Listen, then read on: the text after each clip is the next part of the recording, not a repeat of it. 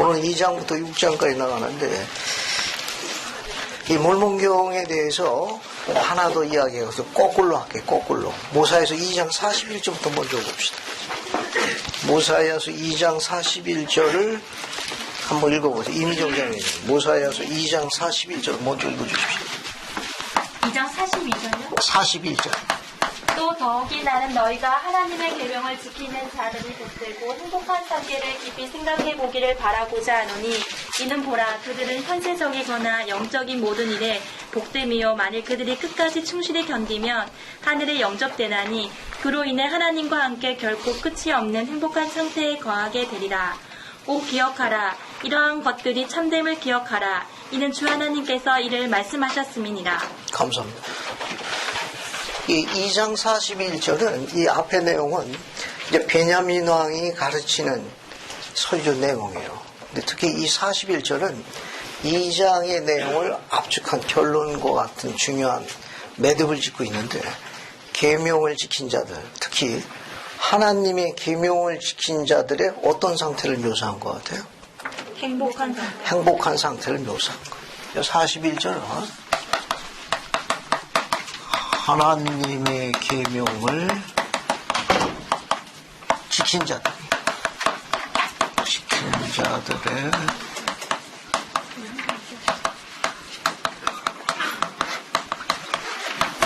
행복한 상태를 묘사한 거예요.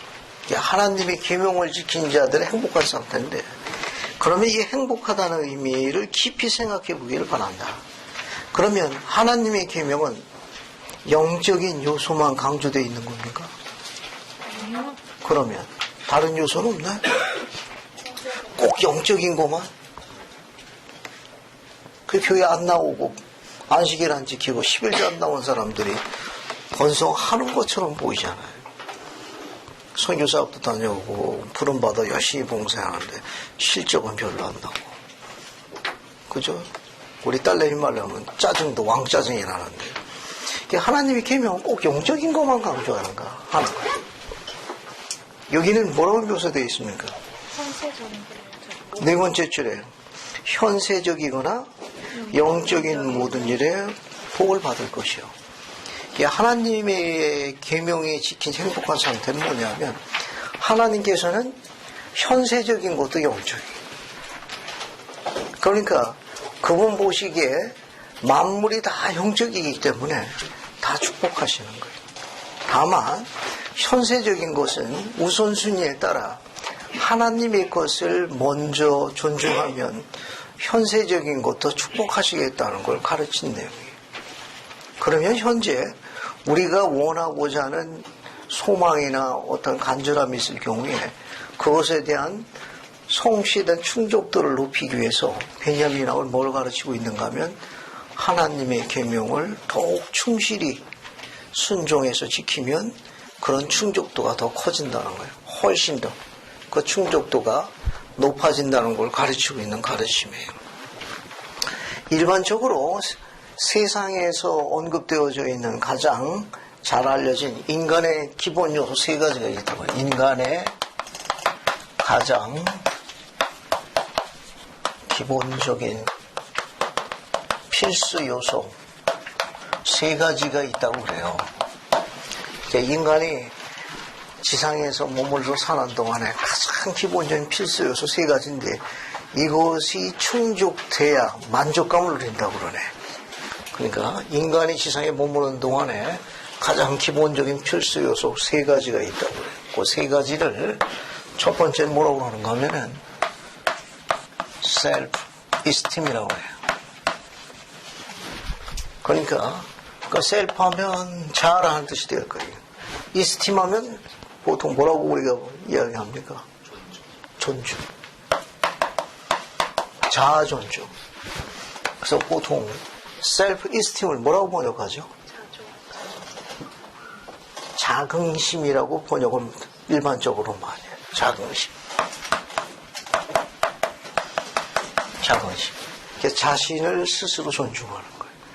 두 번째는 뭐가 있는가 하면은 peace of mind.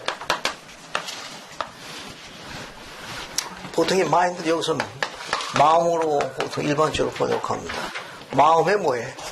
피스니까 평화, 뭐 화평. 그리고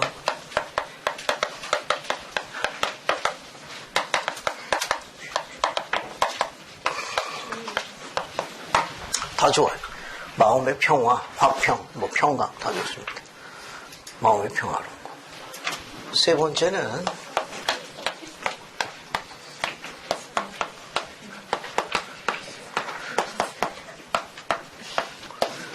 퍼스널 컨텐트먼트라고 그래가지고 개인적인 컨텐트먼트, 만족을 해야 돼요.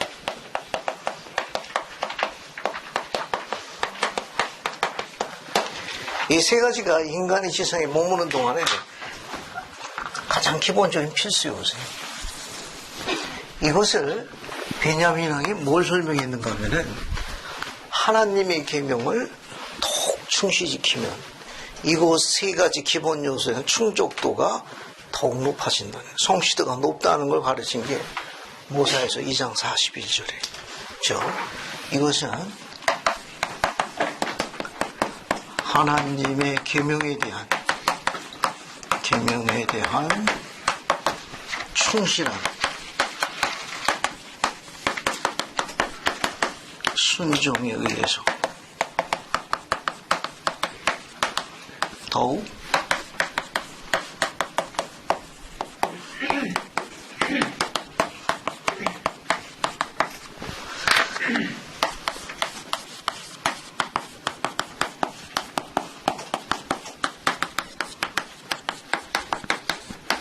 제임스 파우스 회장님이 가르치신 거예요. 제임스 파우스 회장님은 우리가 갖고 있는 기본 요소, 자긍심, 자신을 존중하는, 자신을 지키는 거예요. 셀프 에스팀에서. 그 다음에 마음의 평강, 개인적인 만족. 앞에 거는 주로 영적인 부분이 될 거고, 밑에 건 현세적인 게 될 거예요. 이런 모든 기본 요소가 충족도가 언제 커지느냐? 파우스 회장님이 뭘 제언하셨습니까? 하나님의 계명에 대한 충실한 순종에 의해 가지고 앞에 나와 있는 이 세 가지 기본 충족도가 높아진다는 걸 이야기한 거예요. 자, 하나님의 계명에 대한 충실한 순종을 통해 가지고 이런 기본적인 요소에 대한 영적인 것뿐만 아니라 현세적인 것까지 축복을 한다는 거예요. 또 다른 가르침 하나 봅시다. 헤럴드 비리 칠판적이 한번 봐요. 간증은부터 유지해야만 합니다까지 한번 읽어볼게요. 하나 그러면요. 한번 여기서부터 한번 크게 읽어보세요. 간증은 달빛만큼이나 잡아두기 어려운 것입니다. 그것은 난수만큼이나 망가지기 쉬운 것입니다. 여러분은 매일 아침에 그것을 다시 붙잡아야 합니다. 여러분은 연구로 그리고 신앙으로 또는 기도로 그것을 유지해야만 합니다. 감사합니다. 여러분과 앞에 나와 있는 우리가 갖고 있는 원하는 성취원의 세 가지 기본 요소에 대한 충족도를 높이기 위한 재원을 이야기한 거예요. 왜냐하면 파우스 회장님은 하나님의 계명에 대한 충실한 순종을 통해서 이와 같은 기본 요소, 영적인 것뿐만 아니라 현세적인 것까지도 주님께서 축복하신다. 그러면 우리가 그에 대한 충실한 순종을 보일 수 있는 다른 제안이 하나 있는데 헤롤드 비리 회장님의 제안이에요. 어제의 간증은 오늘의 간증과 같나요? 매일 새로 잡아야 돼요. 어제의 신앙은 오늘의 신앙이 아니에요. 후기 성도의 중요한 차이점은 24시간 신앙을 새롭게 해야 된다는 중요한 성향을 갖고 있습니다. 어제의 신앙이 오늘의 신앙과는 다른 거예요. 그러니까 24시간 매일 새롭게 성향을 새롭게 해야 합니다. 그러면 영적으로 강화되는 건 물론 기본적인 요소 중에 하나 개인적인 만족도와 마음의 평강을 가져도 현세적인 거에 축복을 하신다는 거예요. 그래서 간증은 달빛만큼이나 잡아두기 어렵다. 어제의 달빛하고 오늘 달빛하고 다른 거예요. 간증도 마찬가지. 그 다음에 그럼 우리는 어떻게 하느냐? 여러분은 언제? 매일 아침에 그것을 다시 붙잡아야 합니다. 어떻게 붙잡죠? 연구로, 경전연수. 그 다음에 신앙을 행사하는 거예요. 신앙으로. 그 다음에 기도로 그것을 유지해야만 합니다. 베냐민의 가르침은 하나님의 계명을 지킨 자들의 행복한 상태를 가르치고 있고, 파우스트 회장님은 하나님의 계명에 충실한 순종은 그 충족도를 축복해 주신다. 헤를리비 회장님은 실제적인 걸 가르치고 있는 겁니다. 그것을 어떻게 하라고 그랬죠?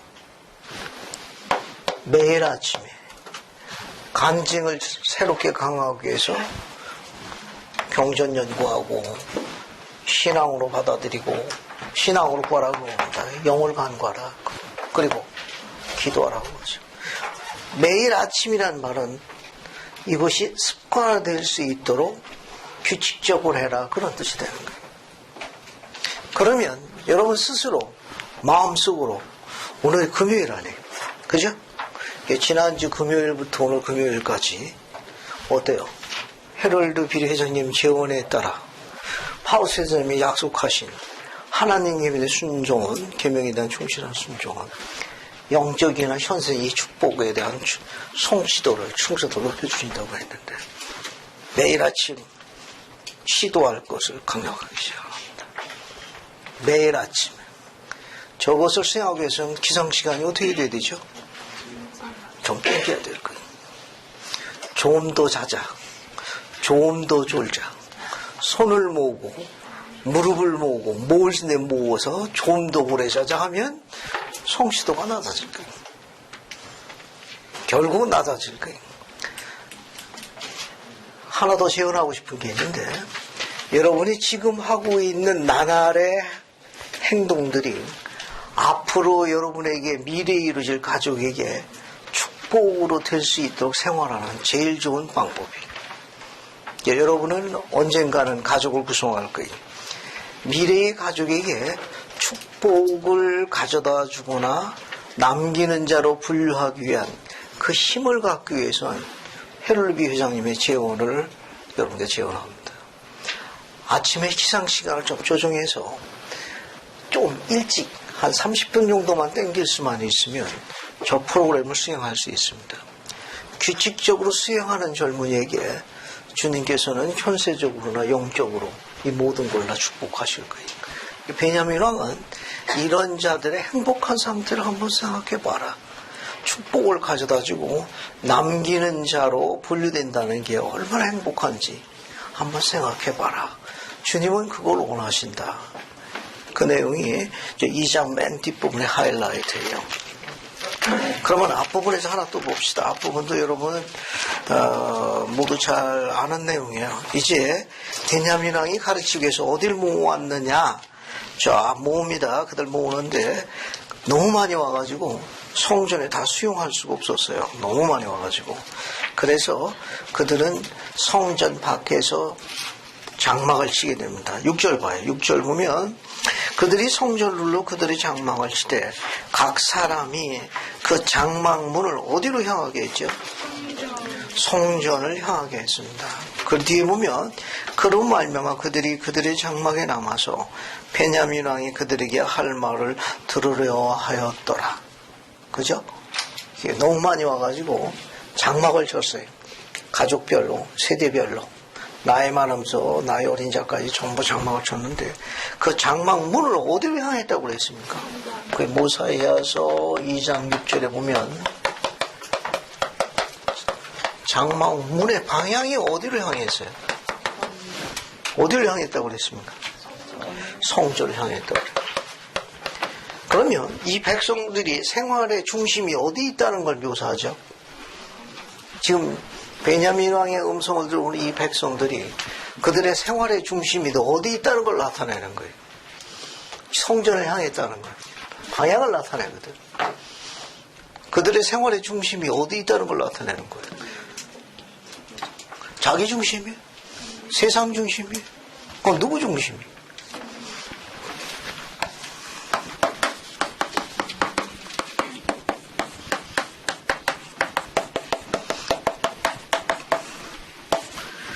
하나님 중심의 생활이라는 걸 가르치고 있는 내용이에요. 그들이 성전을 바라봤다는 이야기는 그들이 하나님 중심의 생활을 추구하고 있다, 집중하고 있다는 걸 묘사하는, 그죠? 그런 중요한 부분들. 그러니까 이들이 점점 하나님께 가까이 나가려고 생활하고 있다, 그렇게 보면 되겠어요. 성전을 향했다는 말은 하나님 중심의 생활로 하고 있다, 그렇게 보면 되겠습니다. 자, 그럼 7절 한번 볼까요? 7절도 이거 재미있습니다. 한번 읽어볼게요. 이는 무리가 심히 커 베냐민 왕이 성전 경내에서 그들을 모두 가르칠 수 없었습니다. 그러므로 그가 한 대를 세우게 하여 그로 말미암아 그의 백성이 그가 그들에게 할 말을 들을 수 있게 하였더라. 감사합니다. 너무 많이 와가지고 뭘 샀습니까? 베냐민이 뭘 샀어요? 이게 베냐민이 뭐 여기쯤에 있겠지.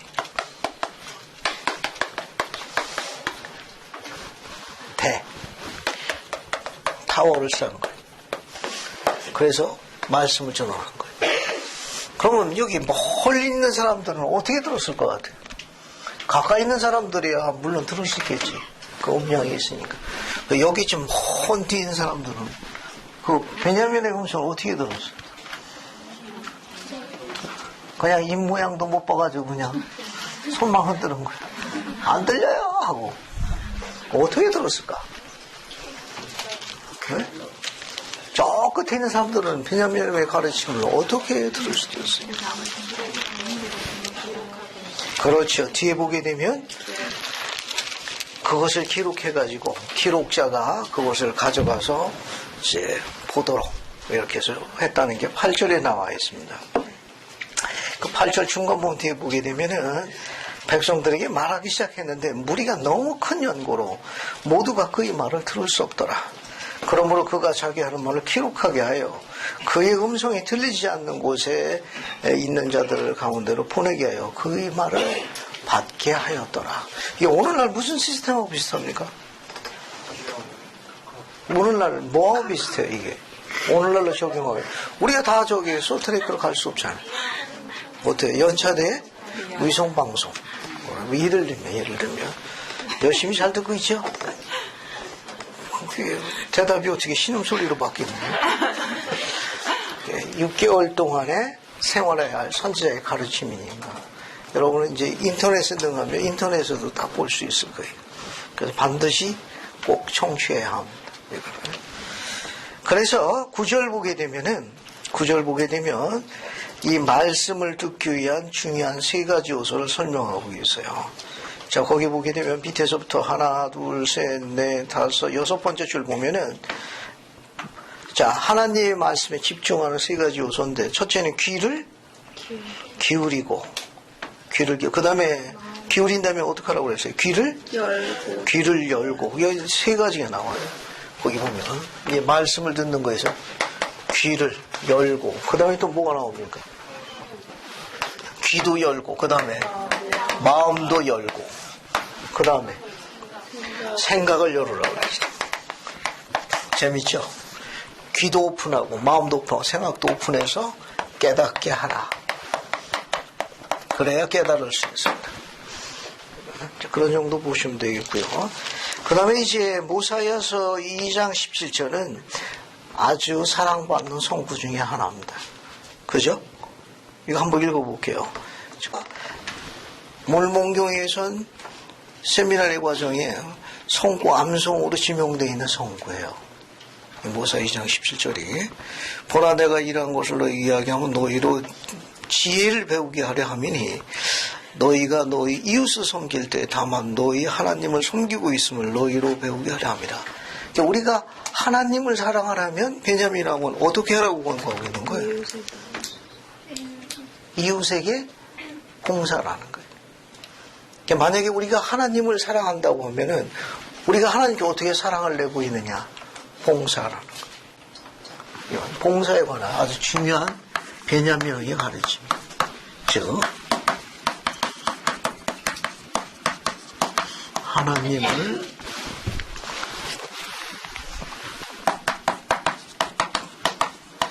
사랑하려고 한다면 이웃에게 봉사해라. 이렇게 요약할 수 있습니다. 시연으로 주어져 있는 가르침이 하나 있어요. 시연으로. 이게 어디 나오는가 하면, 여러분, 지난주에도 아주 유인물 중에, 7-5에서 여기 5페이지 맨 위에 인용문하고, 모사이아서 2-5로 되어 있어요. 모사이아서 2-5.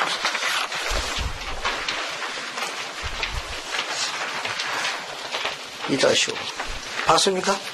여기 밑에서부터 봐요. 맨 밑에. 여기 보면은, 데이비드 오메키 회장이 하신 말씀이에요. 인생의 가장 고귀한 목적은 다른 사람들의 삶을 좀 더 행복하게 하려고 노력하는 데 있습니다. 그럴수록 우리가 더욱더 고결해진다. 자, 뒤에 있는 거 봅시다. 뒤에 있는 거 보세요. 이것도 인용문 재밌는 겁니다. 로스앤젤레스 성전을 헌납하기 바로 직전이었습니다. 이것도 시연이에요. 헤럴드 비대장님의 시연입니다. 우리는 모두 이 헌납식에 참석하기 위한 준비를 하고 있었습니다. 나는 새벽 3시나 4시경쯤에 분명히 꿈이 아닌 시연을 보았습니다. 그것은 내 생에 있어서 처음 있는 일이었습니다. 그것은 어떤 영들의 대집회였는데 나는 남녀가 동시에 2-3명씩 서서 방언으로 이야기하는 것을 보았습니다. 모임의 분위기는 특별했습니다. 나는 그곳에서 데이비드 오메키 회장님이 거기 중요한 메시지가 있습니다. 만일 여러분이 하나님을 사랑하려면 사람들을 사랑하고 그들에게 봉사해야 합니다. 바로 이것이 하나님께 사랑을 보이는 길입니다. 하시는 말씀을 들었습니다. 정리됐죠? 이게 모사에서 2장 17절이 뭐냐 하면은 우리가 하나님을 사랑하려고 한다면 우리가 뭐 해야 된다느냐? 이웃을 위해서 봉사해야 된다는 가르침이에요. 혹시 이것이 요한복음의 베드로하고 관련 있는 성구 기억나는 거 없어요? 혹시 기억나는 성구 없습니까? 베드로하고 관련 있는데. 요한복음 21장을 한번 갑시다. 여러분이 잘 아는 성구예요. 요한복음 21장 15절부터 17절까지 봅시다. 비교해 볼게요. 요한복음 21장 15절부터 17절까지. 여러분이 잘 아는 성구예요.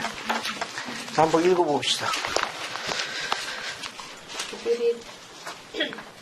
그들이 두 번 먹은 후에 예수께서 시몬 베드로에게 이르시되 요한의 아들 시몬아 내가 이 사람들보다 나를 더 사랑하느냐 하시니 이르되 주님 그러하나이다. 내가 주님을 사랑하는 줄 주님께서 아시나이다. 이르시되 내 어린 양을 먹으라 하시고 또 두 번째 이르시되 요한의 아들 시몬아 내가 나를 사랑하느냐 하시니 이르시되 주님 그러하나이다. 내가 주님을 사랑하는 줄 주님께서 아시나이다. 이르시되 내 양을 치라 하시고 세 번째 이르시되 요한의 아들 시몬아 내가 나를 사랑하느냐 하시니 주께서 세 번째 내가 나를 사랑하느냐 하심으로 베드로가 근심하여 이르되 주님 모든 것을 아시오매 내가 주님을 사랑하는 줄을 주님께서 아시나이다. 예수께서 이르시되 내 양을 먹이라. 감사합니다. 이 질문을 이렇게 바꿔서 수행할 수 있습니다. 우리도 주님께 그렇게 질문할 수 있어요. 아주 한 번쯤은 생각해 보는 질문입니다. 주님, 저 보고 계신가요? 저 알고 계십니까? 저를 사랑하시나요? 제가 이렇게 힘들어하는 거에 대해서 너무 오랫동안 침묵하시는 거에 대해서 어떻게 생각하시는지요? 계시면 대답 좀 해보세요. 대답하기 힘들면 그냥 꿈속에서라도 한번 보여주시면 그것으로 족하겠습니다. 그냥 몇 초만 살짝 그냥 미소만 져줘도 제가 더 아무 소리 안 하게. 우리 한 번쯤은 그런 질문을 할 가능성이 있어요. 살아계신가요? 그래도 제 나름대로는 열심히 살아왔거든요. 온갖 핍박에도 불구하고 주님을 따르는데 제가 주저하지 않고 용감하게 생활을 하였습니다. 적금이 눈앞에 있는데 그걸 깨고 선교사업도 다녀왔는데 요즘 쉽지 않네요.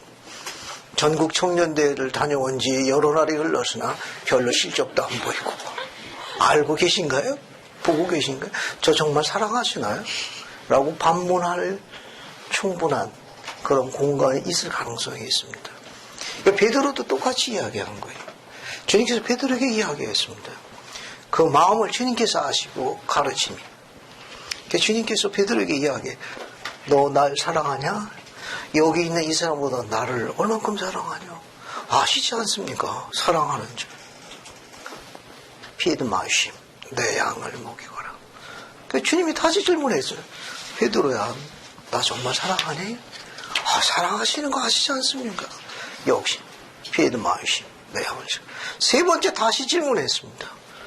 베드로야, 진정으로 나를 사랑하는 게 맞냐? 베드로가 세 번째 질문을 더욱 근심하여 이르되 주께서 아시나이다. 피드 마이심. 내 양을 먹이거라. 질문을 역으로 설명하셨어요.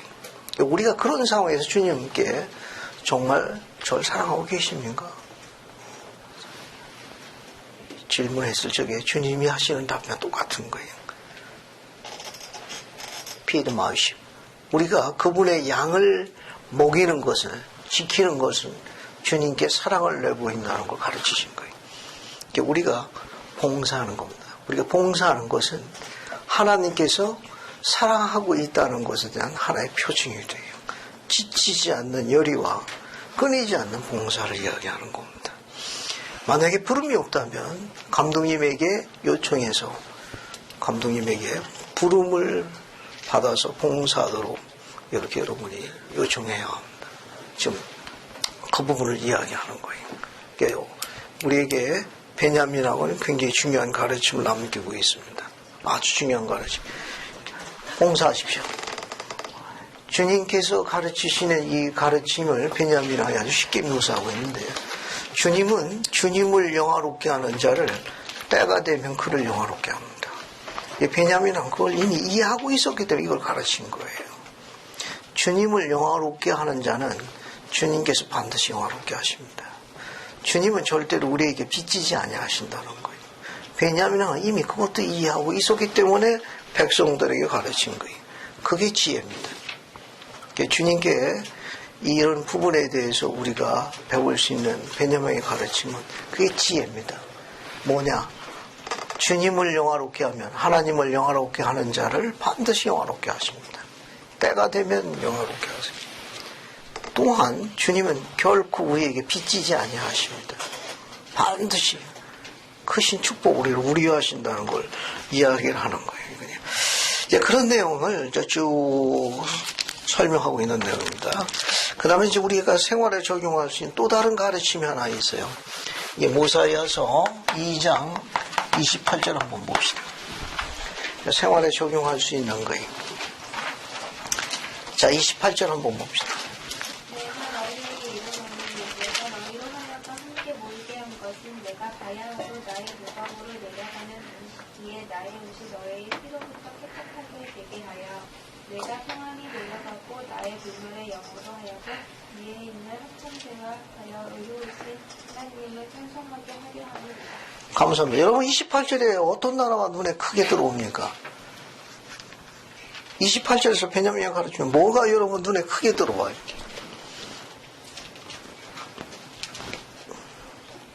그러면 몰몬서 7장 7절로 같이 찾아봅시다. 그럼.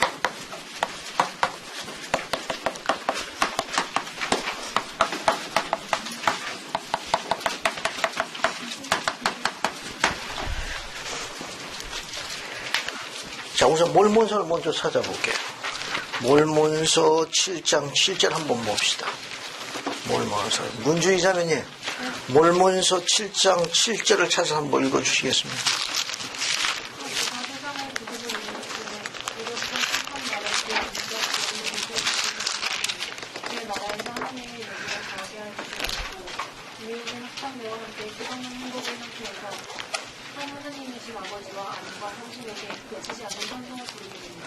감사합니다. 앞에 나와 있는 모사이아서 2장 28절하고 중복되는 눈에 띄는 단어가 안 보입니까? 뭐가 눈에 보입니까? 계명을 지킨 자들의 행복한 상태 중에 생활상의 특징을 나타내고 있는데, 여러분 그 위에 중간 부분 보면은 거기 보면 위에 있는 합창대와 함께 뒤에 뭐라고 되어 있습니까? 끝없는 행복의 상태에서 한 하나님이신 아버지와 아들과 성신에게 뭘 부른다고 그랬어요? 그치지 않는 찬송을 부르게 되리라. 그래서 베냐민 왕은 찬송이 하나님을 섬기는 다른 예배 형태라는 걸 가르치고 있네. 그러면 사도 바울의 가르침 한번 봅시다. 골로새서 3장 17절로 가보죠. 골로새서 3장 17절로 가봅시다. 골로새서 3장 17절로 가요.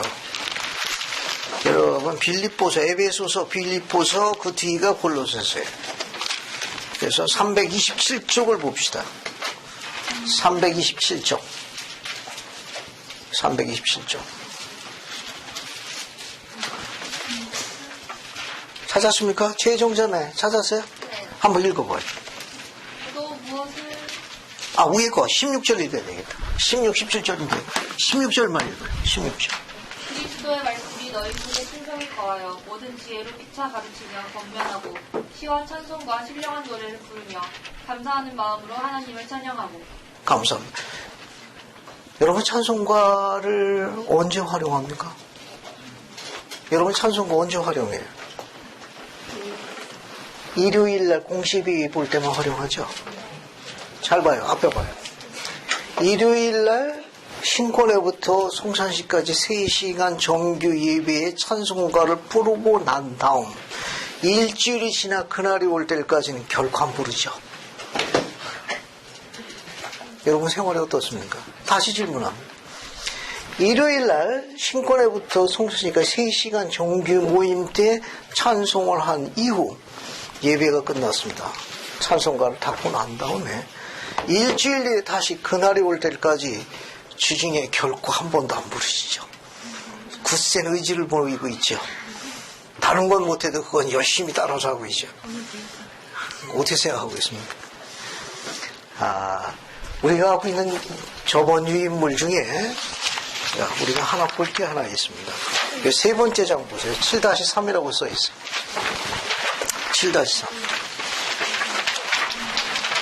7-3. 좌측편 에즈라 테프트 벤슨 찾았어요? 네. 이중훈 자매도 한번 읽어봐요. 매일의 경건한 생활 역시 권장되어야 할 일입니다. 경전 읽기, 찬송가 부르기, 가족 기도는 우리가 매일 규칙적으로 해야 하는 부분입니다. 감사합니다. 거기 매일 규칙적으로 해서 아주 24시간 생활할 수 있기를 습관화될 수 있도록 요청되는 3가지가 있습니다. 벤션님 지원인데 첫 번째는 뭐예요? 첫 번째는 경전 읽기, 두 번째는 찬송가 부르기, 세 번째는 가족 기도. 매일 하는 겁니다. 매일. 그러면 우리 찬송가 머릿말을 한번 볼게요. 여러분 찬송가 갖고 계시면 함께 보십시오. 머릿말 뒤로 갑시다. 뒤에 앞에 것도 있는데 뒤에 거를 봅시다. 뒤에 거. 여기 가정에서의 음악이 있어요. 찾았습니까? 같이 봅시다. 같이 보세요. 자, 가정에서의 음악 찾았어요? 한번 읽어봅시다.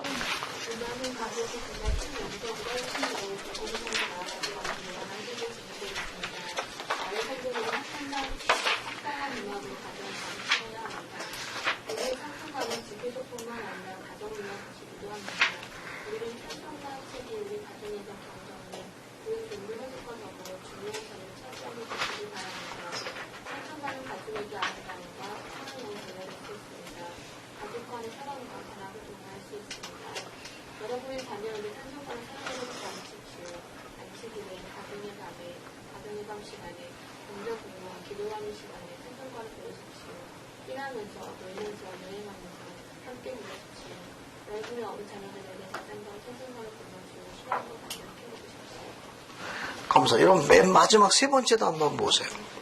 봤습니까? 여러분의 자녀에게 찬송가를 사랑하도록 가르치십시오. 안식일에, 가정의 밤 시간에, 경전국과 기도하는 시간에 찬송가를 부르십시오.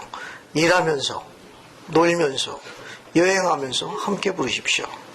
여러분의 어린 자녀에게 자장가로 찬송가를 불러주어 신앙과 간증을 키워주십시오.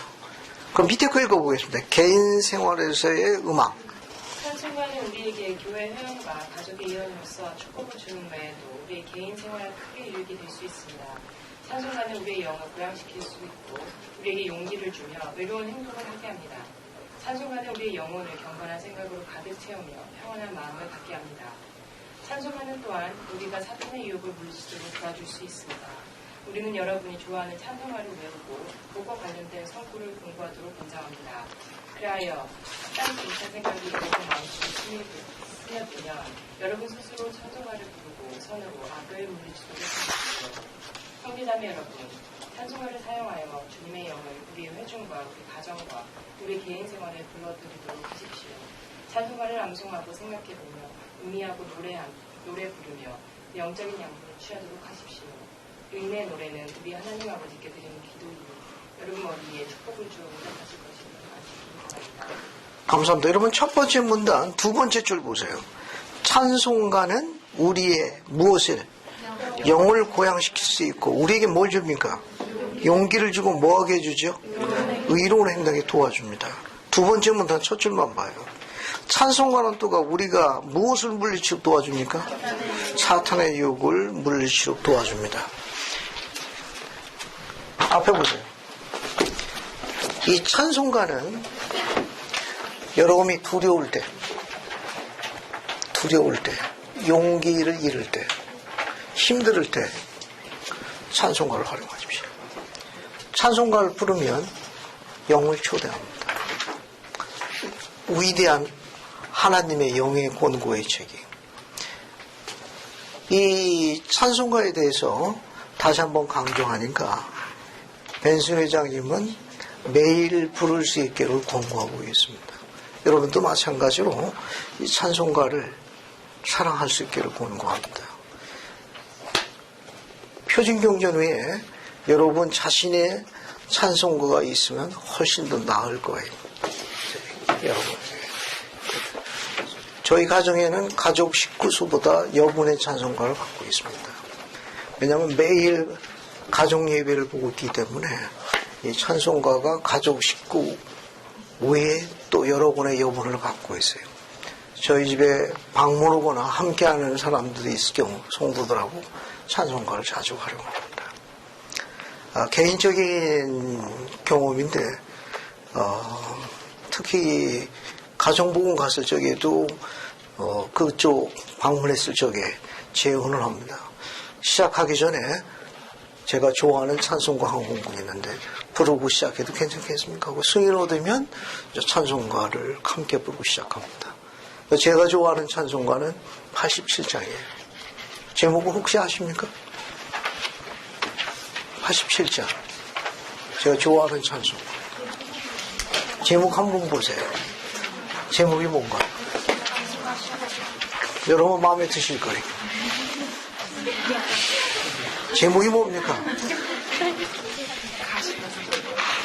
가시버 토마토.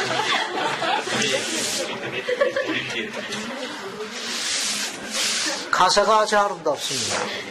가사를 암송하면 훨씬 더 좋아요. 찬송가를 불렀습니다. 그러고 난 다음에 다시 재혼했습니다. 혹시 자매님이 애창하시는 찬송가가 있습니까? 저도 한 곡 있습니다. 몇 장입니까? 함께 둘이 또 불러볼까요? 저는 67장을 좋아합니다. 67장 제목을 아세요?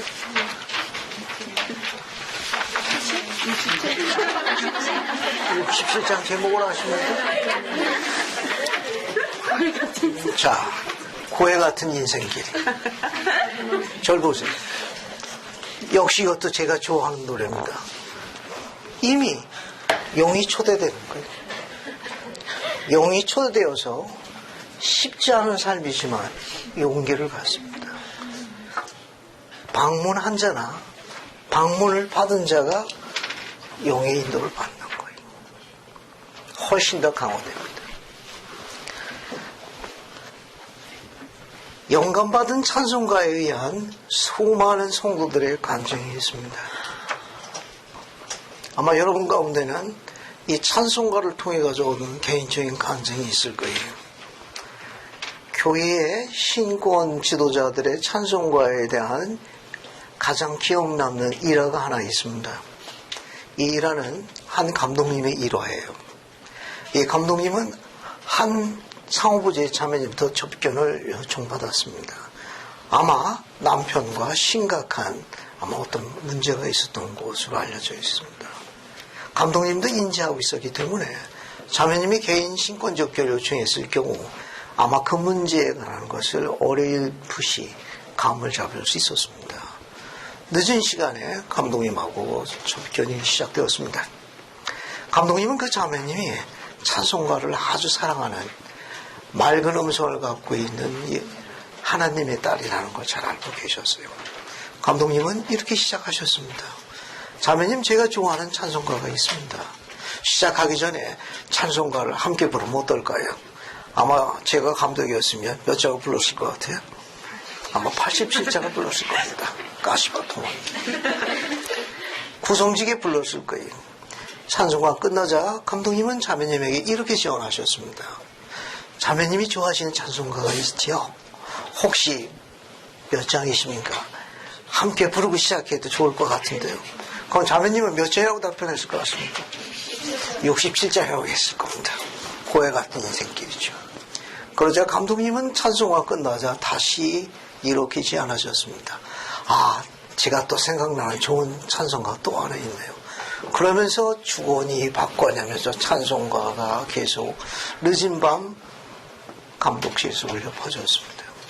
여러 곡이 울려 퍼지고 난 다음에 감독님은 자매님한테 다시 이야기하셨습니다. 이제 제가 무엇을 도와드리면 되겠습니까? 자매님은 찬송가를 여러 곡 부르는 동안에 찬송가가 계속 올라갔습니다. 나중에 찬송가가 끝나고 감독님이 무엇을 도와주면 되냐 할 적에는 자매님의 눈가에는 이슬이 맺혔습니다. 자매님은 감독님한테 이렇게 이야기했습니다. 감독님, 이미 답을 얻었습니다. 감사합니다. 라고 자리를 뒀습니다. 이게 찬송가예요. 이 찬송가는 그런 힘을 갖고 있습니다. 나중에 여러분들은 언젠가 부모가 될 거예요.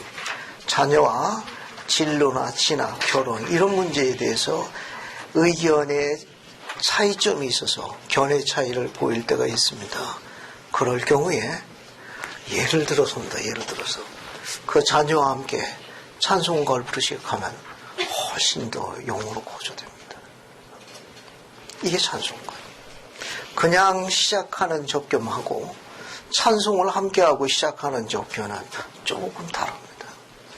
베냐민 왕은 하나님의 계명을 지킨 자의 행복한 상태를 이해하고 있던 분입니다. 많은 설교문 중에 특히 찬송에 대한 걸 가르치신 유일한 분이 베냐민 왕이에요. 이 베냐민 왕은 찬송에 대한 위대한 영의 힘을 증거한 분입니다. 그래서 자라나는 세대의 젊은이들에게 부탁하고 싶은 건 뭐냐면 찬송가를 매일 부를 수 있기를 기대합니다. 매일 부를 수 있기를 바라요. 제가 집에서 매일 부릅니다. 방에서 다 튀어나와요. 그들이 더 크게 부릅니다. 제가 박자와 음정이 안 맞거든요. 아침에 하루를 시작할 적에 제가 개 찬송을 한다고 일단 준비 찬송 한 곡을 부르면 다 튀어나옵니다. 상당히 듣기가 거북한 것 같아요. 언젠가는 그리워할 날이 올 겁니다. 매일 찬송가를 부르고 매일 가족과 함께 기도하고 매일 가족과 함께 경전 있는 건 계명입니다. 이건 재원상이 아니에요. 주님께서 미대륙을 방문하셨죠. 저게 미대륙 백성들에게 재원이 아니고 계명이라고 가르쳤어요. 가족 경전 읽기, 매일 찬송과 가족과 부르고 기도하는 건 계명입니다. 제3리파의 18장 한번 보죠. 자, 제3리파의 3리 18장 19절부터 21절까지 봅시다. 제3리파 18장 19절부터 21절까지 봤어요? 네. 한번 읽어봅시다. 그러므로 너희는 항상 내 이름으로 아버지께 기도하여야 하느니라. 또 너희가 받을 줄로 믿으며 옳은 것으로서 무엇이든지 내 이름으로 아버지께 구하는 것은 그로 너희에게 주어지리라. 항상 나의 이름으로 너희 가족 안에서 아버지께 기도하여 너희의 아내와 너희의 자녀들을 복받게 하라. 감사합니다. 그죠? 거기 여러분 21절 봐요. 항상 나의 이름으로 너희 가족 안에서 아버지께 기도하여 너희의 아내와 너희 자녀들이 복받게 하라. 계명. 개인 기도나 가족 기도는 선택사항이 아닙니다. 태초부터 주어져 있던 복음의식 중에 하나이며 영적 사망 상태로부터 소생할 수 있도록 한운의 문을 열도록 허락하신 주님께서 주신 복음의식 중에 하나이며 계명으로 알려져 있습니다. 가족 기도도 계명입니다. 앞에 보세요. 재혼합니다. 아직 결혼하지 않았지만 결혼하고 나가서 이걸 하겠다고 결심하지 마십시오. 지금부터 하는 겁니다. 지금부터 수행하면 그 젊은이의 영혼을 주님께서 훨씬 더 충족할 수 있도록 축복해 주실 거예요. 저는 이 가족기에 대한 강한 간증을 갖고 있습니다. 즉 교회에 처음 들어와가지고 이 가족기에 대해서 처음 알았어요. 처음에는 이런 게 있는 걸 잘 몰랐습니다. 그러니까 개종하고 난 다음에 몇 달 있다가 신권의 시간에 가족 기도에 대해서 공부했어요. 신권의 시간에 가정의 밤이 있다는 걸 공부했고 가족 기도가 있다는 걸 공부했습니다. 근데 찬송가는 매일 부르라고 있는 건 그 당시엔 잘 몰랐어요. 하지만 좋아했습니다. 가르쳐주는 사람 없지만 혼자 고치돼가지고 부르곤 했어요. 학교 갔다 와가지고 청소하기 전에는 혼자 쭈글티리고 앉아가지고 찬송가를 몇 곡 부르고 방송을 시작했습니다. 어떨 때는 수십 곡 불러요. 왜? 아무도 듣는 사람 없으니까. 내 음정 따라가지고. 그게 매일 반복된 게 찬송가를 매일 부르게 된 시작이 된 겁니다. 지원하고 싶은 건 뭐냐 하면은 신권의 시간에 가족 기도를 공부했는데 왜? 아직 두 동생이 교회를 다니지 않을 때였어요. 그래서 가르침을 받고 그 당시에는 저녁에도 예배를 봤어요. 아침에도 예배. 저녁 예배 끝나고 난 저녁에 두 아우를 동쪽 벽을 향해서 암떡 요청했습니다. 왜? 오늘부터 가족 기도라는 걸 시작했다. 그랬더니 미치려면 곱게 미치지. 돌림병처럼 왜 그러느냐는 동 해가지고 이제 동쪽 벽을 향해서 무릎을 꿇고 기도하기 시작했습니다.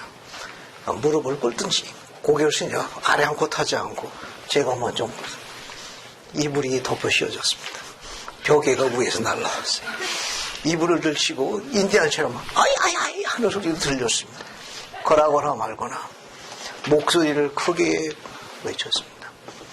처음으로 태어나서 20년 만에 아우를 사랑한다는 걸 주님께 고백한 날이기도 합니다. 니파의 모범을 따라 좋은 형이 되고 싶다는 걸 고백한 날이기도 합니다.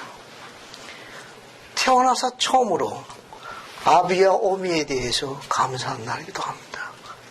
그리고 아우들을 잘 지킬 수 있는 자리에 힘을 달라고 간구한 날이며 두 아우와 함께 교회를 함께 다닐 수 있도록 간구한 날이기도 합니다.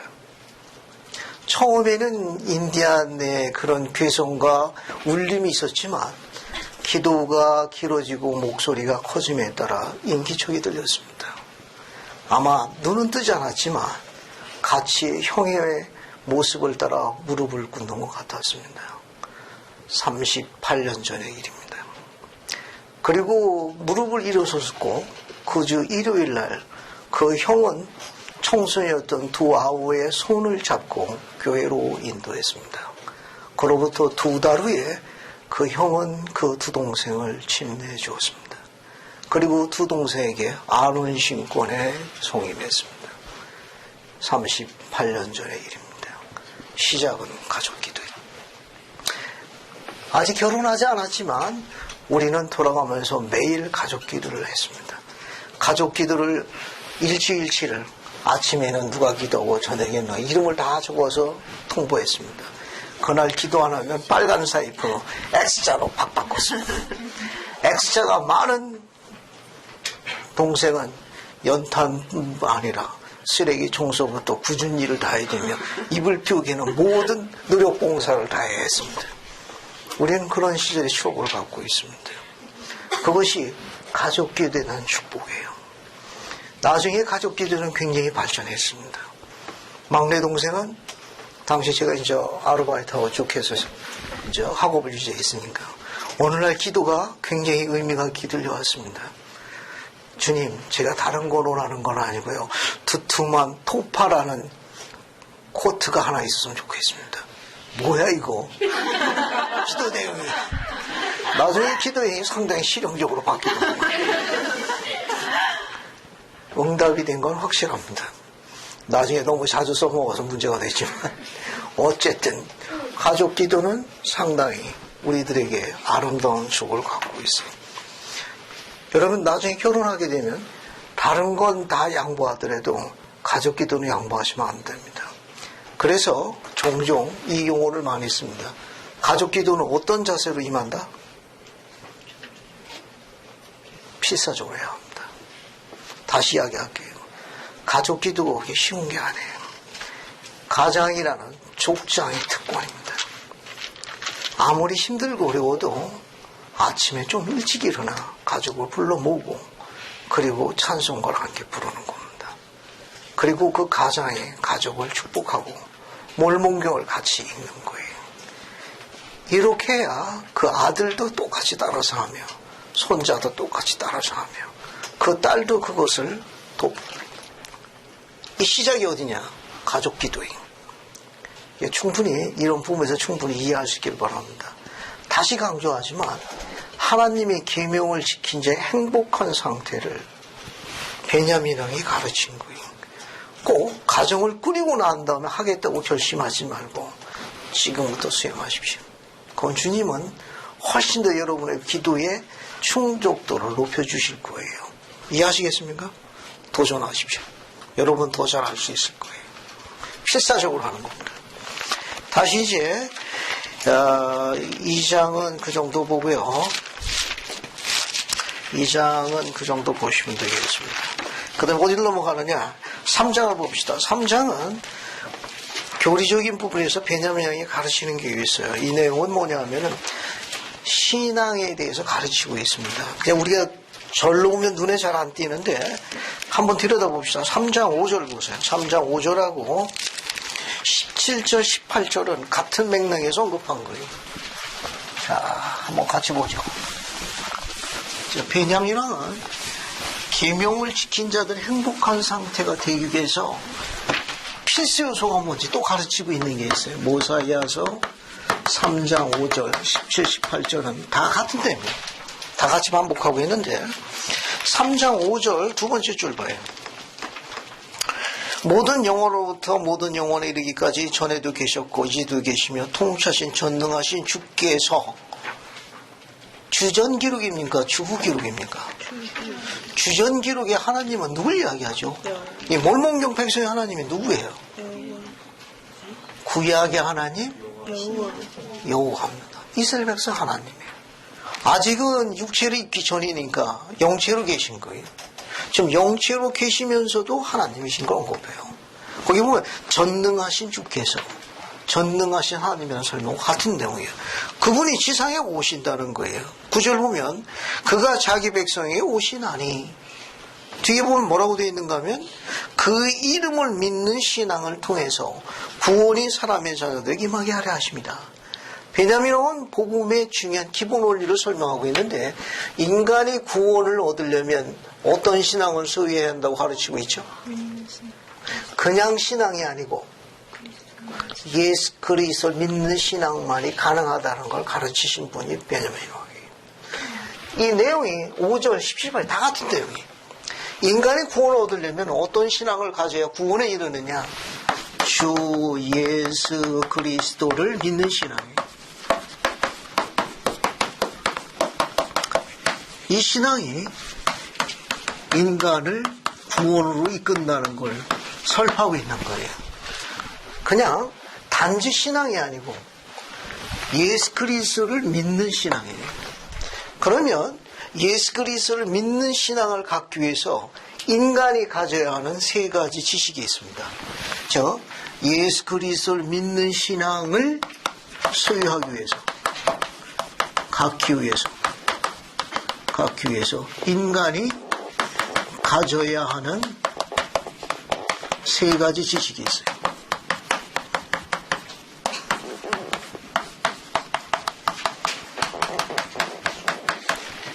조셉 스미스가 가르친 겁니다.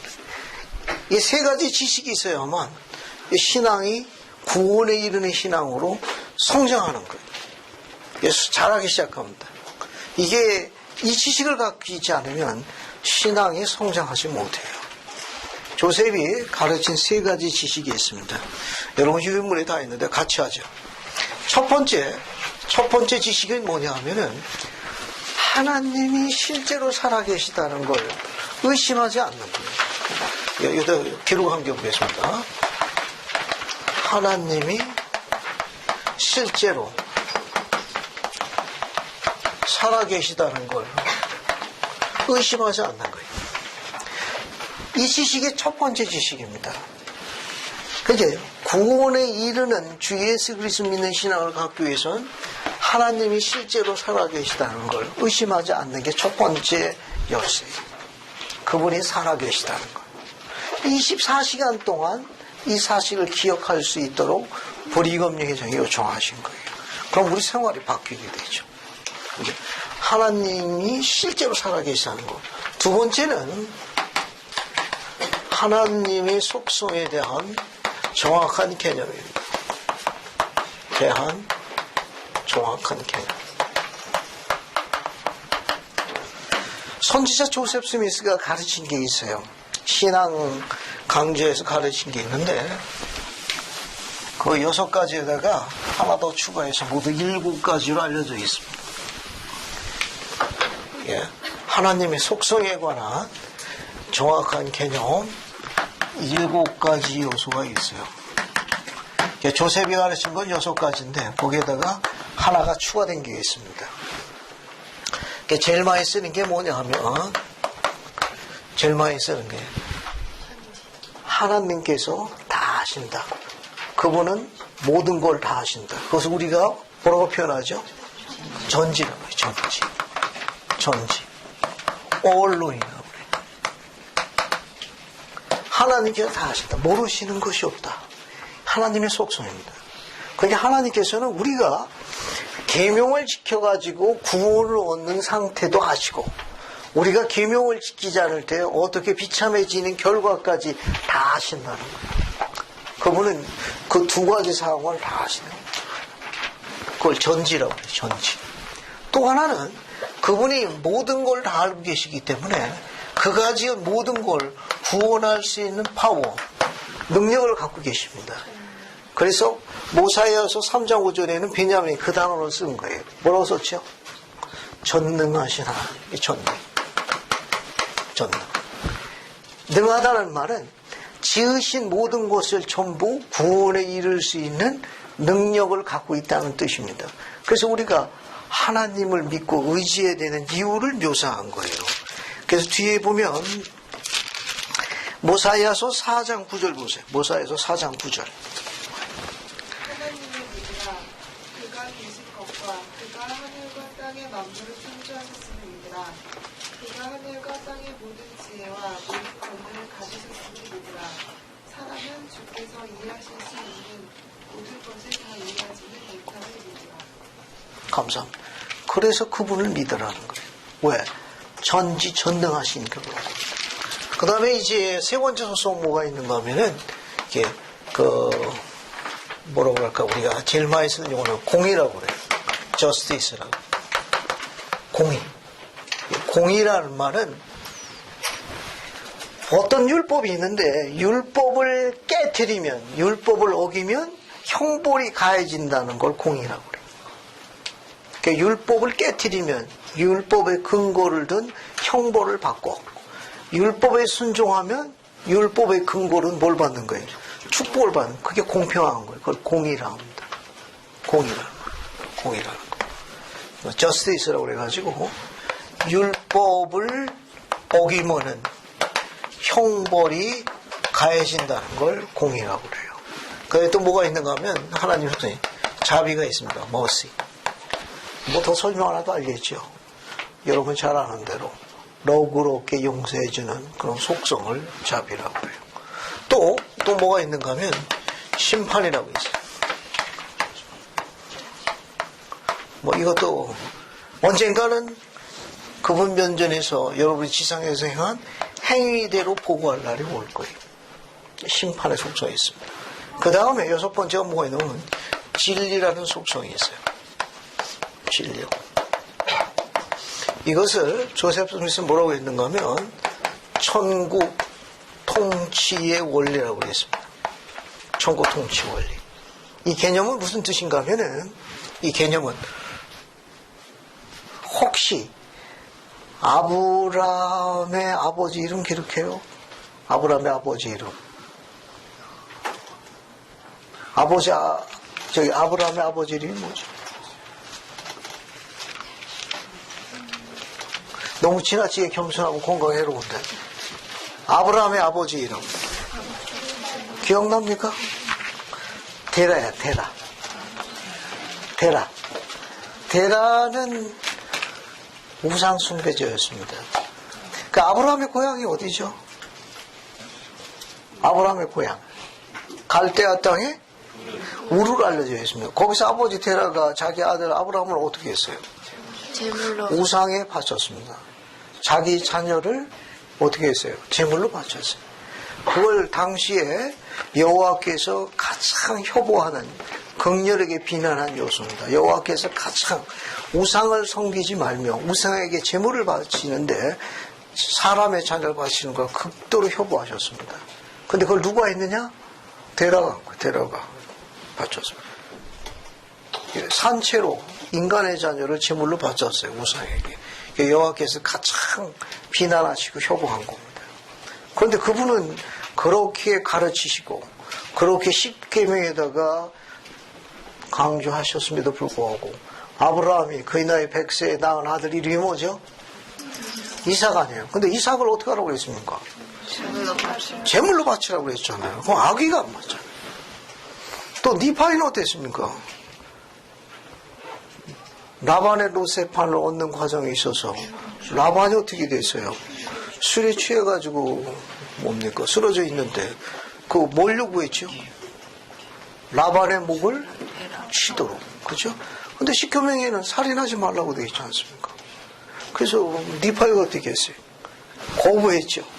그런데 주의 영이 뭘 요구했습니까? 목을 치라고 했어. 새벽반에 방문 갔더니 중학교 1학년 총녀가 그러더라고. 왜 술 취한 사람을 담요를 안 덮여주고 목을 쳤어요? 아니 술이 취해서 있으면 담요로 덮어요. 왜 목을 치느냐고 질문이다. 그 질문에 답한 천국 통치 원리라는 뭐냐면 하나님께서 행하시는 모든 일은 언제 어느 상황이고 절대 최고의 선이라는 개념을 갖고 있습니다. 그래서 담요를 안 덮어주고 목을 친 거예요. 하나님이 명하시는 게 그게 그 당시엔 그 순간에 그 상황에 절대 최고의 선이라는 개념을 갖고 있습니다. 이해가 됐죠? 그리고 어떻습니까? 아브라함이 이삭을 데리고 번제를 드리려고 해서 어때요? 칼을 뽑아 들었더니 뭐라고 했습니까? 여호와께 내 아들에게 손을 대지 말라. 아무 짓도 하지 말라. 그것으로 족하다. 그러면 어떻습니까? 마찬가지. 그렇게 요구하시면 거기에 순종하는 게 하나님의 질서입니다. 율법이고. 그게 천국 통치 원리라고 그래요. 됐죠? 그리고 이런 진리 얘기는 그런 걸 얘기해요. 하나님께서 하시는 일, 언제 어떤 상황이든 우리와 다르다는 거예요. 우리 인간의 생각과 우리의 뜻과는 다릅니다. 설명하는 거예요. 여기에다가 추가된 게 뭐냐 하면 소위 체러티라고 합니다. 체러티. 이것을 보통 우리가 경전에서는 러브 오브 가드라고 그러고 이걸 퓨어 러브 오브 클라이스트라는 거예요. 그게 하나님의 사랑, 그리스의 순수한 사랑, 이걸 우리가 자해라고 번역해요. 자해라고 번역합니다. 이런 지식을 갖고 있어야만 예수 그리스도를 믿는 신앙을 소유할 수 있습니다. 실제적으로 제일 중요한 거는 요 세 번째 지식이에요. 세 번째 지식. 지금 두 가지 설명했는데 이 지식이 구원을 얻는 그리스도를 믿는 신앙을 행사하는데 가장 중요한 포인트가 됩니다. 혹시 세 번째 지식 추천하실 분이 있습니까? 매 강의 때마다 한 번쯤 강조하는 건데 혹시 기억나는 발언이 있어요? 좋습니다. 같이 하죠. 예, 설명하기가 쉽지 않을 거예요. 자신이 택한 인생 행동. 자신이 택한 인생 행동. course of life라고 해요. course of life. 자기 인생에 있어서 가는 길이 다 달라. 근데 나는 후기성도 가는 이 길을 택한 거예요. 내가 택한 이 인생 행로를 누가 기뻐하시는가 하면 하나님께서 기뻐하시는 삶임을 본인이 알아야 돼요. 본인이 실제로 아는 개인적인 지식을 소유해야 합니다. 이것 때문에 매일 아침에 연구로, 신앙으로, 기도로 노력해야 되는 거예요. 그래야 이게 잘하는 거예요.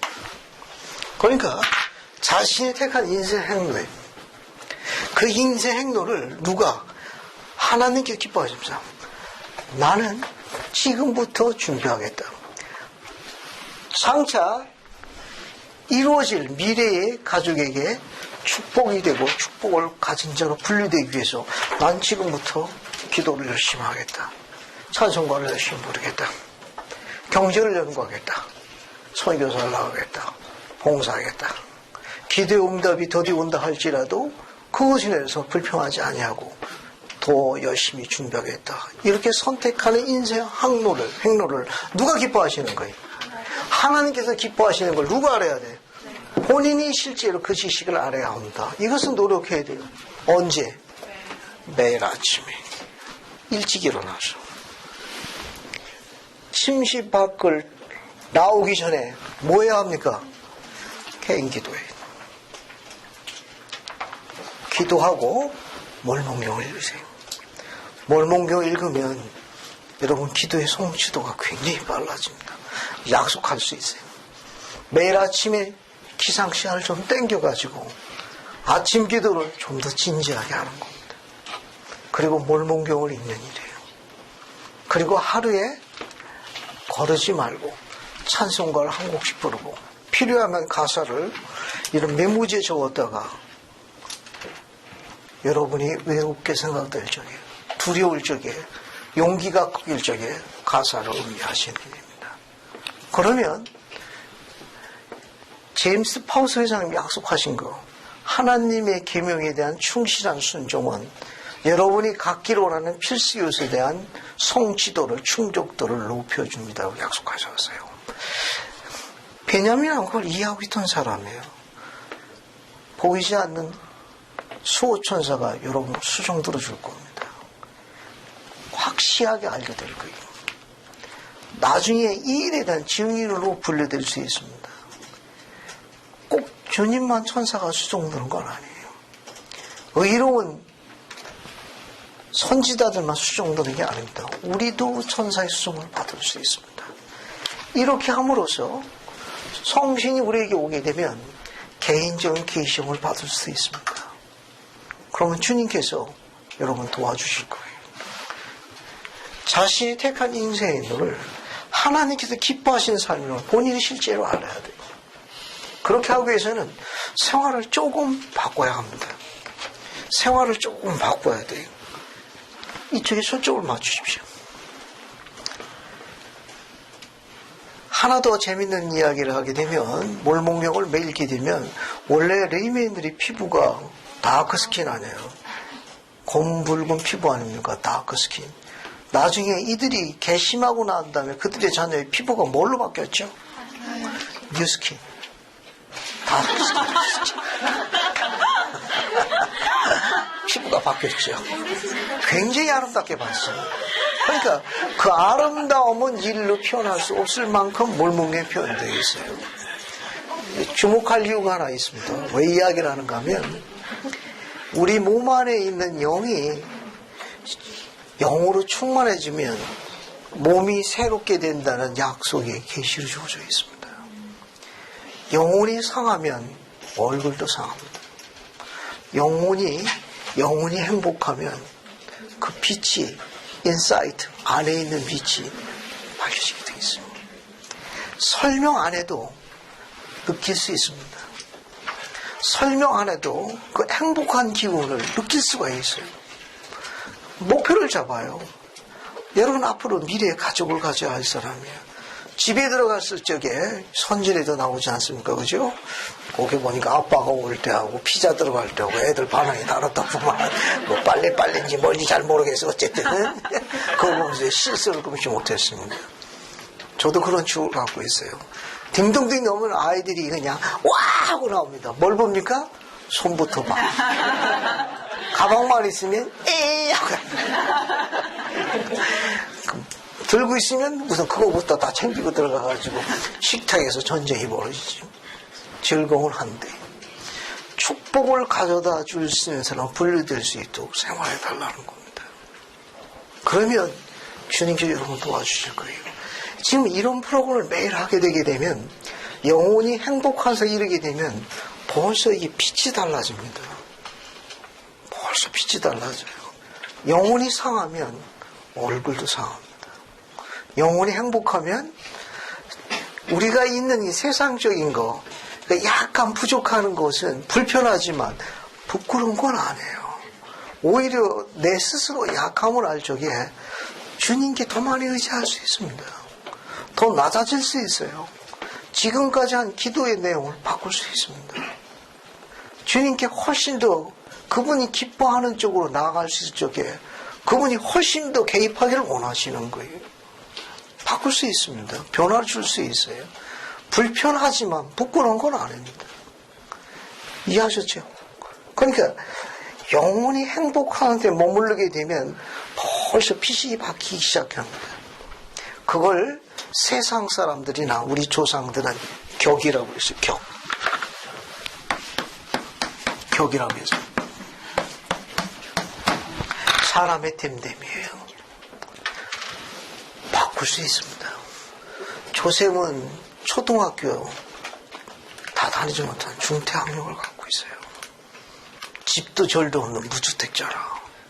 하지만 그 삶이 어떻습니까? 오늘 우리에게 얼마나 많은 축복을 주겠어요. 얼마나 많은 축복을 있습니까? 그분을 증거하다가 순교하신 분 아닙니까? 그 주님은 어떤 분입니까?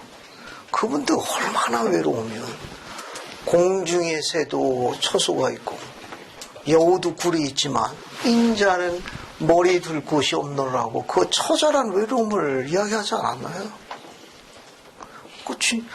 하나님 아버지께서 예상 쓰시지 아니하셨습니까?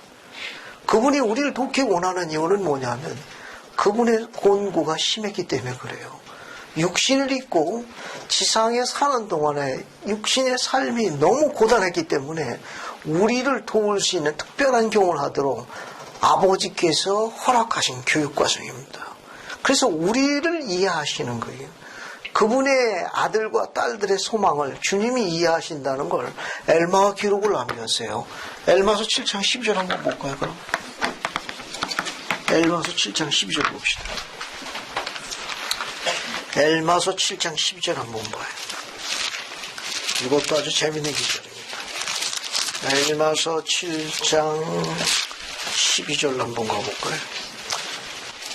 또 그가 사망을 짊어지리니 이는 그의 백성을 결박하는 사망의 주를 표시를 하며 또 그들의 연약함을 짊어지리니 육체를 따라 그의 심정을 자비로 충만하게 하사 육체를 따라 자기 백성을 그들의 연약함을 쫓아 어떻게 도울지 아시고자 하십니다. 감사합니다. 이런 거 세 번째 줄 보면 그들의 연약함을 짊어지시는데 왜? 그분이 육체를 입었기 때문인 거예요. 밑에 세 번째 줄 육체를 따라 자기 백성의 그들의 연약함을 쫓아 어떻게 도울지를 아시고자 그도 연약한 육신을 입고 지상에 33년 계셨더라. 그런 말이에요. 그분도 배고픔을 아십니다. 집 없는 서름을 아시는 거고 무엇보다도 외로움을 아시는 분이에요. 그래서 우리를 아십니다. 그분이 바로 우리 주님이에요. 그래서 그분을 믿는 신앙을 통해야만 아버지께 갈 수 있다는 가르침을 베냐민 형이 계속해서 가르치고 있는 거예요. 자, 그 다음에 계속 봅시다. 계속 이제 한번 계속 보죠. 우선 어딜 보시는가 하면은 7절 보시게 7절 8절 같이 볼게요. 거기 보면 그는 죽음에 이른 걸 제하고는 사람이 겪을 수 있는 이상으로 3장 7절입니다. 시험과 육신의 고통, 주림, 갈증과 피로를 겪으리니 이는 보라 이런 고통을 다 겪으신 거예요. 이렇기 때문에 육신의 곤고함을 아시는지라 우리의 곤고함을 그분이 돕기를 원하신다는 거예요. 이는 보라 그가 피가 모든 땅구멍에서 나옴이라 그렇게 우리를 돕기를 원하셨던 거예요. 그러니까 겟세마네 동산에서 기도하셨을 적에 신약 성경 기록하고 약간 차이가 있습니다. 누가복음 22장 44절 한번 보십시다. 누가복음 22장 44절. 동산에서 기도를 묘사하고 있는데 베냐민의 가르침과 한번 비교해보죠. 22장 44절 봅시다. 거기 보면 예수께서 힘쓰고 애써 더욱 간절히 기도하시니 땀이 땅에 떨어지는 핏방울같이 보이더라.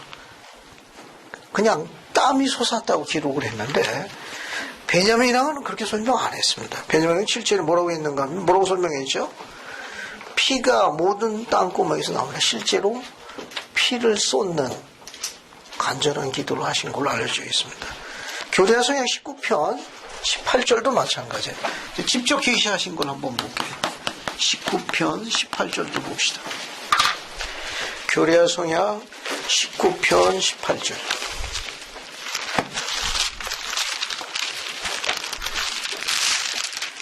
18절 보세요. 자, 여러분이 잘 아시는 성구인데 거기 보면 18절에 그 고난은 만유 가운데 가장 큰 자 곧 하나님인 나 자신을 고통으로 말미암아 떨게 하였고 뒤에 뭐라고 되어 있습니까? 모든 구멍에서 피를 쏟게 하였으며 피를 쏟게 했습니다. 피를 쏟게 했습니다. 이런 저 간절한 기도에 대해서 언급하고 있는 내용입니다. 자, 이제 여러분 유인물 읽고 마칠게요. 여기에 모사이아서 3장 요약자로 맨 앞에 거 한번 봅시다. 맨 앞에 거. 요거 읽고 정리합시다. 맨 앞에 거 뭐, 나머지는 다음 주 이어서 설명합니다. 맨 앞에 보시면 봤습니까? 거기 보면 브룩살메 구미장님이 하신 말씀 첫 줄만 보세요. 그리스도가 보이지 않는 희망의 중심이 되는 초점이 될 때 구원에 이르는 신앙이 있습니다. 맨 처음에는 그리스도에 관한 게 흐릿흐릿한 거예요. 흐릿흐릿해. 그런데 지금 재현한 이런 지식을 매일 노력함으로 인해가지고 어떻게 돼요? 모아지는 거예요. 초점이 선명해지는 거예요. 초점이 선명해지면 어떻게 되느냐? 여러분 오니스트의 큰바의 얼굴 기억해요? 그 젊은이가 매일 그걸 보고 누굴 찾으러 다녔습니까? 큰바의 얼굴 찾아 다녔죠. 결국 누가 큰바의 얼굴이었습니까? 오니스트 가자신 아니에요. 우리가 초점이 모아지게 되면 결국 우리는 누굴 닮아가죠? 주 닮은 자가 되고 가는 거예요. 성품까지 닮아가는 자가 돼요. 그래서 이렇게 지금부터 생활해가지고 나중에 가정을 꾸릴 적에 여러분이 발자국을 딛는 순간 행복한 상태의 빛이 공유할 수 있도록 목표를 가져라. 그런 거예요. 여기 내용도 그리스도가 보이지 않는 희망의 중심에 초점으로 모아지도록 지식을 쌓아야 합니다. 매일 자신과 싸워야 돼요. 이거는 연구해야 합니다. 기도해야 되고 신앙으로 간구해야 돼요. 밑에 거 보시죠. 밑에 인용문 보세요. 밑에 인용문 보시면은 신앙은 개인적인 의로움에 대한 보상으로서 보이는 하나님의 은사, 하나님의 선물이 그 사람이 계명을 더욱더 충실히 지키면 지킬수록 의로움이 커지게 돼요. 의로움이 커지게 되면 그 의로움의 보상으로 주신 하나님의 선물이 신앙이라는 은사입니다. 앞에 보세요. 신앙은 노력하고 같은 거예요. 어떤 사람이 강한 신앙을 가지고 있다는 건 자기 자신에 대해서 엄청 노력하는 사람이에요. 그런 사람을 될 수 있도록 여러분 노력하셔야 돼요. 그런 사람을 찾게 해주세요가 아니라 간구하는 여러분이 그런 사람이 먼저 돼야 돼. 이해가 되죠? 그런 사람을 찾게 해주세요라고 하는 게 아니라 간구하는 여러분이 그런 사람이 돼야 돼. 뒤에 봅시다. 뒤에 보면 두 번째 거 봐요. 불이검령. 신앙이란 하나님의 파워, 하나님의 권능이며 그의 기명을 믿고 순종하는 사람에 주어지는 하나님의 은사입니다. 뒤에 보세요. 사람은 신앙이라고 불리우는 권능을 얻기 위해서는 진리를 믿고 진리에 순종하며 진리를 행해야 합니다. 이 진리를 다른 말로 바꾸면 뭘로 바꿀 수 있죠? 김교수 형제. 계명. 좀 더 설명하면 예수 그리스도의 복음이 진리. 그러니까 예수 그리스도의 복음을 믿고 예수 그리스도의 복음에 순종하고 예수 그리스도의 복음에 따라 생활해야 된다. 그런 말입니다. 맨 밑에 거 보세요. 선지자 조세 스미스가 가르친 거. 여기까지 정리해 볼게요. 신앙이 부족하기 때문에 결실도 풍부하지 못합니다. 창세일의 신앙에 부수되는 결실을 갖지 못하고 신앙만 가진 사람은 아무도 없습니다. 고대 사람들은 신앙으로 무섭게 타오르는 불길을 껐으며 날카로운 칼날을 피했고 여인은 죽은 아들을 다시 얻게 됐습니다. 선지자 조셉은 여기 나와 있는 이 신앙은 다른 단어로 바꿨는데 뭘로 바꿨죠? 노래. 신앙하고 노력하고는 같은 단어예요. 앞에 보세요. 정리할게요. 나무는 뭘로 구별하죠? 그 나무는 나무에 달린 열매로 구분하는 거 아니에요. 마찬가지로 신앙은 뭘로 구별하느냐? 노력으로 구분하는 거예요. 같이 가는 거예요. 이거 같이 가는 겁니다. 따로 가는 게 아니라 go together, 함께 가는 거예요. 노력하지 않으면 신앙의 은사를 갖지 못합니다. 그러면 퀴즈 하나 낼게요. 그러면 신앙이 강하면 강할수록 의로움이 커지면 커질수록 하나님께 주시는 이 고귀한 은사, 신앙이라는 은사가 커질수록 우리에게 주어지는 축복이 뭐죠? 어떤 축복을 받을 수 있습니까? 지금 이 인용문에서 답이 나와 있는데. 자, 앞에 보세요. 시전이 뭐라고 하죠? 기도에 대한 응답이 빨라지는 거예요. 항상 빠르다는 걸 전제로 하는 건 아니에요. 주목하세요. 리파이가 배를 타고 왔을 적에 형들이 묶고 나가가지고 배가 어떻게 됐어요? 앞으로 가는 게 아니라 배를 뒤로 갔죠. 며칠 만에 풀어졌나요? 나흘째 되던 날 풀어졌죠. 왜 풀어졌습니까, 형들이? 자기들이 빠져 죽으면 안 되잖아요. 주인공 아니에요. 니파에 빠져 죽는 거 괜찮아. 자기들이 죽을 것 같으니 풀어졌죠. 니파이가 손목과 발목이 사흘 동안 물려서 매여 있다가 나흘째 풀렸으니까 굉장히 부었을 거예요. 하지만 주님을 불평했나요? 불평한 길이 없습니다. 손목과 발목에 몹시 부어 굉장히 불편했지만 아팠지만 온종일 내가 주를 찬양했더라. 자, 폭풍과 임하고 배가 침몰시켜 나가니까 리파이가 어떻게 행동했습니까? 배전에 나아갔죠. 배전에 나아가 뭐 했습니까? 기도하며 폭풍이 잦고 바람이 뭐죠? 풍랑이 멈추니 기록 그렇게 되어 있습니다. 다 순종했어요. 그런데 길 몰아라 물이 나가서 기도했더니 폭풍이 더 극성을 떨어 침몰 직전에 이르러 결국은 폭풍에 빠졌더라. 무슨 방식이야? 예를 들면 그런 겁니다. 자, 우리가 충실하게 생활하면 생활할수록 하나님께 주시는 축복 중에 하나는 뭐냐면 기도에 대한 응답이 강력하다는 축복입니다. 진짜 차이는 있을 수 있어요. 하지만 주님께서 도와주십니다. 선지자 조셉 스미스가 힘들고 어려운 시절입니다. 감옥에서 나와가지고 집에 들어왔는데 식사가 빈약했어요. 식사가 빈약했어요. 쫓겨다닌 시절에 조셉이 음식 축복을 했습니다. 주님, 케이크하고 우유하고 버터가 좀 더 있으면 좋겠습니다. 음식 축복을 했습니다. 그러자 기도가 끝나기 무섭게 노크 소리가 들려왔어요. 똑똑똑. 문을 열었더니 선지자 조셉이 온 걸 아는 상호보시 한 자매님이 선지자로 해서 케이크를 부었습니다. 정성이랑 버터와 우유를 가지고 온 거예요. 그때 조셉이 이렇게 이야기했더니 주님도 급하시기도 하시지. 이렇게 응답을 빨리 하시다니. 그날 저녁 내내 행복했다는 기록이 남아 있습니다. 주님은 사소한데 살아계십니다. 아주 작은데 살아계셔서 여러분을 돕게 보내요. 여러분의 권고를 다 하십니다. 여러분을 너무 사랑해요.